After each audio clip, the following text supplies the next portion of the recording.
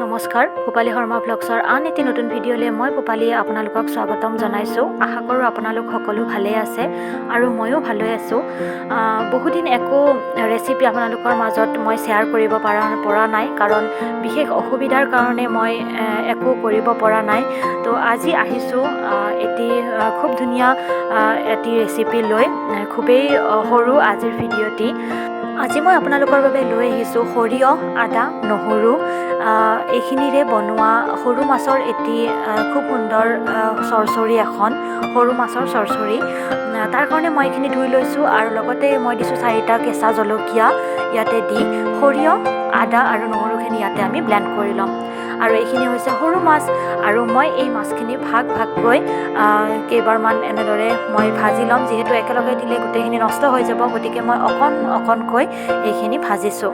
আৰু ইয়াতে মিছা মাছ, লগতে পুঠি মাছ, এনেকুৱা বহুত কেইধৰণৰ মাছ আছে, কিন্তু এই দৰিকণা মাছখিনিৰহে অকল চৰচৰি বনাম মই আজি, বাকীখিনিৰ নবনাওঁ।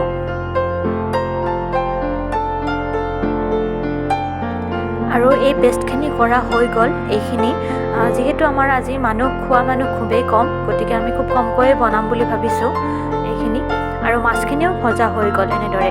মাছ বহুত কেইধৰণৰ আছে, কিন্তু মই এই সৰু যিখিনি দৰিকণা মাছ আছে সেইখিনিৰহে চৰচৰিখন বনাম। আৰু ইয়াতে সেইখিনি তেলতে মই ইয়াতে দি দিছোঁ গোটা জিৰা কেইটামান, শুকান জলকীয়া এটা আৰু লগতে দিম তেজপাত এটা।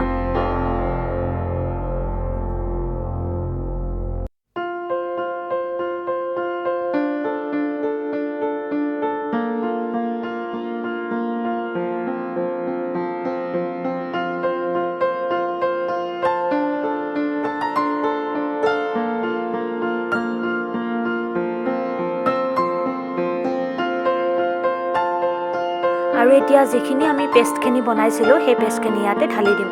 ঢালি দি অকণমান সময় আমি ভাজি ল'ম। তাৰপাছত ভাজোঁতে আমি ইয়াতে দি দিম নিমখ, ধনিয়া গুড়ি, জিৰা গুড়ি, হালধি গুড়ি, এই সকলোখিনি ইয়াতে আমি ভাজোঁতে দি দিম।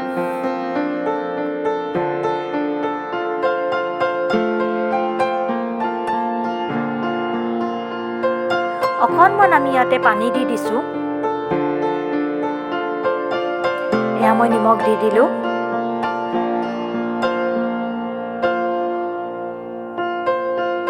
এয়া হালধি গুড়ি। এতিয়া দিম আমি জিৰা গুড়ি, ধনিয়া গুড়ি এনেদৰে। লগতে আপোনাৰ তাত যদি ফিছ মছলা আছে তেনেহ'লে আপুনি ফিছ মছলা ইয়াতে দিব পাৰে।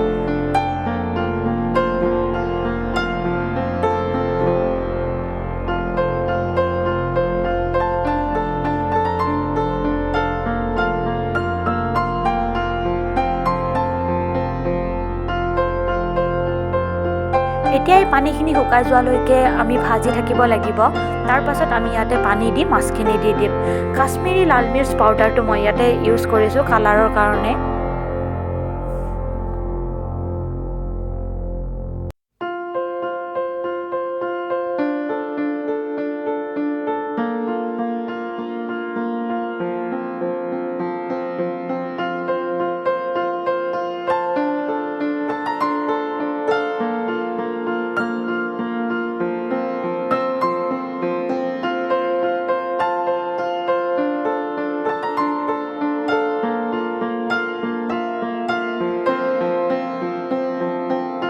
অকণমান গৰম মছলা ইয়াতে আমি দি দিছোঁ।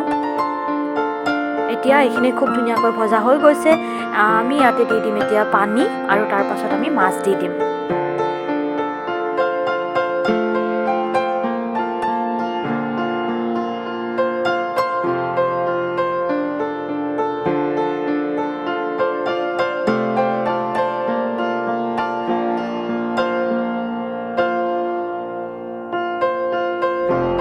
ভালদৰে উতলি উঠাৰ পিছত ইয়াতে মাছখিনি আমি দি দিম।